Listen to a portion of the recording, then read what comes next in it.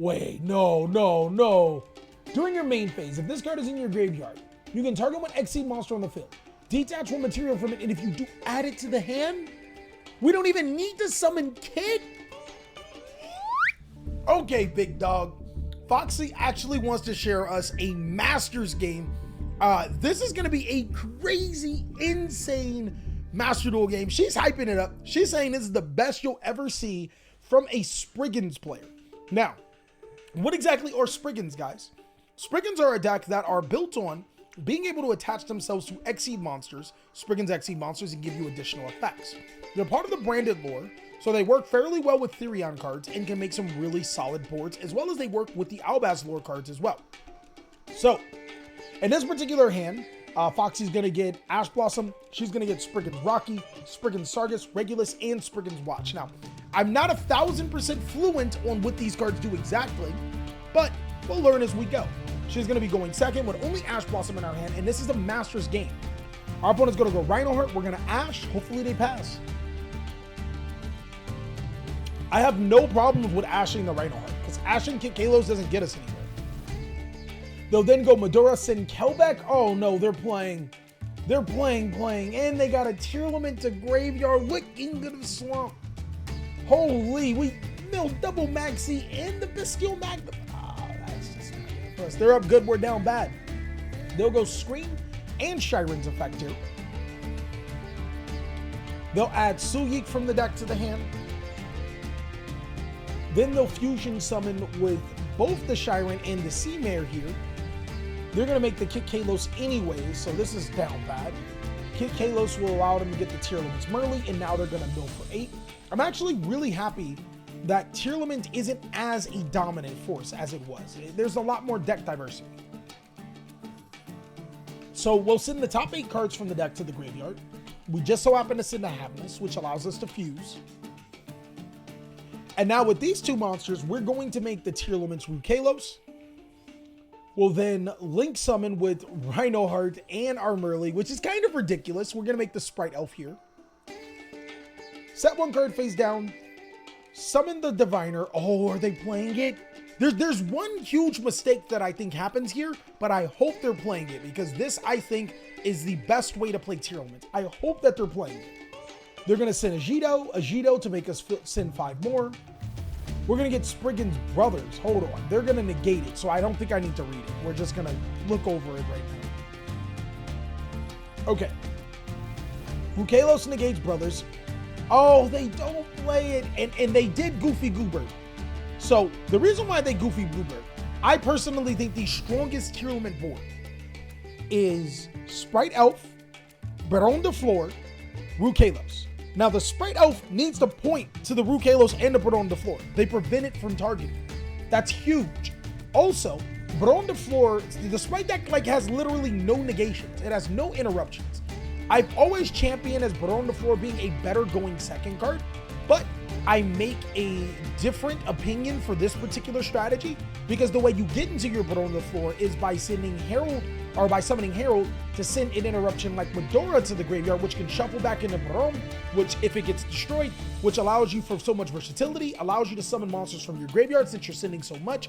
It's just very, very good going first in Tearlament. But also, if you have a card like Suyik face down, which a lot of times you do, you can use Sprite Elf to summon Merly to your side of the field, then use Suyik to send the Merly to the graveyard to negate an opponent's card. So you technically get like 4 or 5 interruptions, because you have the Medora in grave, you have a Baron, you have a Rukalos, you have the Suyik, and you have a potential fusion summon with more mills. It's crazy. I think that's the best way to play the deck. But Master Duel has been playing it a lot different. Oh, and also you get these in the graveyard to stop yourself from getting biscuit. But inboard's going to be a little bit different than what I wanted it to be. Let's see how Foxy responds. She has multiple machine monsters in the graveyard, so I would think that we would lead with Therion Regulus. She's not going to do that. She's going to use Bronga, which you can banish this card, and when Springans monster with a different name, add one Springans card from your deck to your hand. That's actually kind of cracked. We'll banish Brothers to add Kit. We'll then activate Springans Watch. This allows us to add Great Sea Golgonda from our deck to our hand, and then you get another effect if you have a field spell. Okay. We're going to activate Golgonda. I think this is one of the biggest cards for the deck. All Springans Xyz monsters gain 1000 attack. if you control no Springans monsters, you can discard 1 card, spell summon a Springans XE from your extra deck. But keep in mind, Rukalos is on the field, so we're gonna have to watch out for that.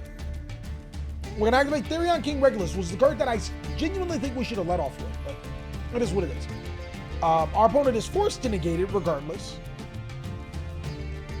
And then they'll get Rukalos to summon, since it did destroy a card. It has to send, and it'll summon. But now we'll just respond by activating Golgonda to summon Merrymaker. They'll activate Suyik on the Merrymaker. This is actually really good for him. And then chain the Sprite Elf. I think that they misplayed, because they 100% should have just used the Sprite Elf to summon before the Suyik. But it doesn't matter, because this sends on resolve anyway. So it's almost never punished, right? So we summon the Merry. Suyik negates, it sends the Merry. Merry allows us to fuse. Right? We make the Kaleido Heart. Kaleido Heart will then activate to get rid of our field spell. That's interesting that they did that. Maybe they thought, oh, this card's useless because it doesn't have any material and it's negated. But keep in mind, our opponent would have had a Medora shuffle, so they could have shuffled in the Bronga, and they would have had a Baron negate had they just played Baron. We'll attach a material to it. Then we'll activate Spriggan's Rocky to attach to it. And now we're going to level up the Merrymaker. This is what this deck is all about. We'll make Gigantic Champion Sargus. This card is huge for the deck. It allows us to add a Spriggan's or a Therion. We're going to add Tally-Ho and then activate Tally-Ho. When you activate this card, you can detach up to 3 cards or 3 materials from monsters you control. It special summons or add Springans monsters from your deck to your side of the field. This card is completely insane. This is the card that you want to stop for this deck. So we're going to detach 3 materials. We're going to add Springans Brother. Now we get to summon up to 3, I believe. We will summon 3, which is crazy. We'll use Springans Rocky effect. This card allows us to add a Great Sea Golgonda or a Springans card from our graveyard to our hand. So you got rid of the Golgonda, but we're going to get it back.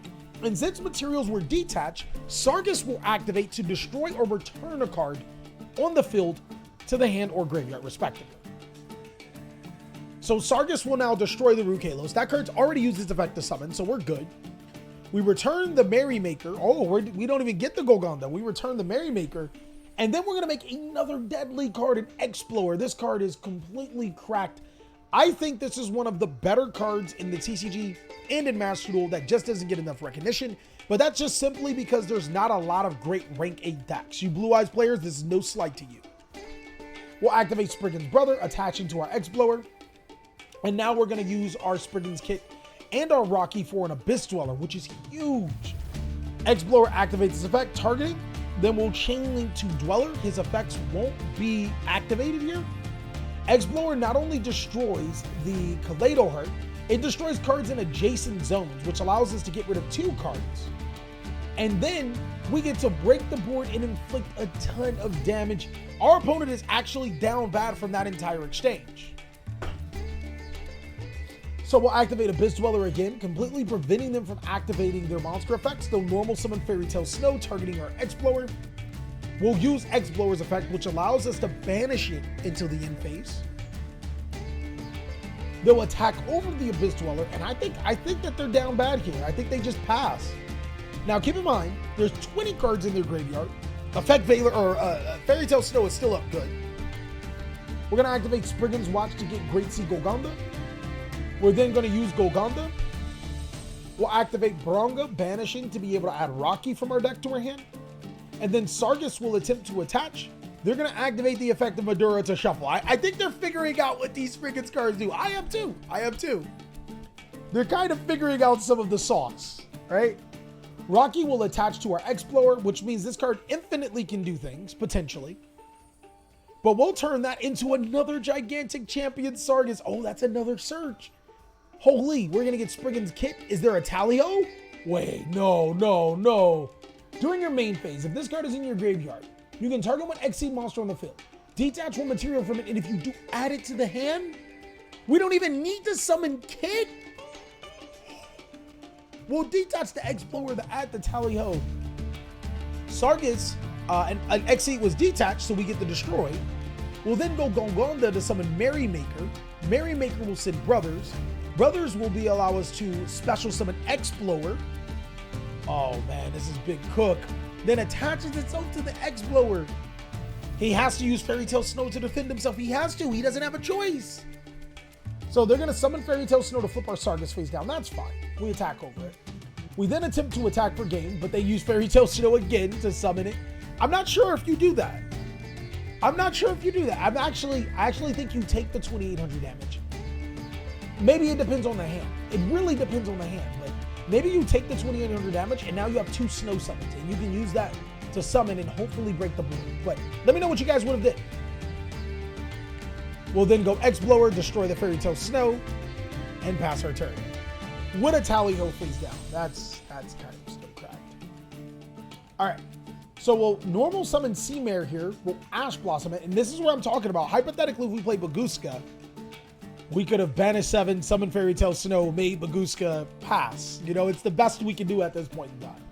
But it's going to be a little bit harder to make that Baguska now. We're going to negate the Seamare with Ash. They're going to respond by banishing 7 with Fairy Tail Snow, including 2 cards from hand. They had to get rid of a Kaleido and a Crime. The Kaleido is actually huge. That would have been like ridiculously good. So yeah, that's really, really rough. Fairy Tail Snow will flip to Merrymaker, but Merrymaker will activate its effect. It can banish itself. And it'll send a fusion monster if I remember. Oh, it doesn't? Okay. Well, they're going to go into their Baguska play and attack. So they're going to try to Zeus us.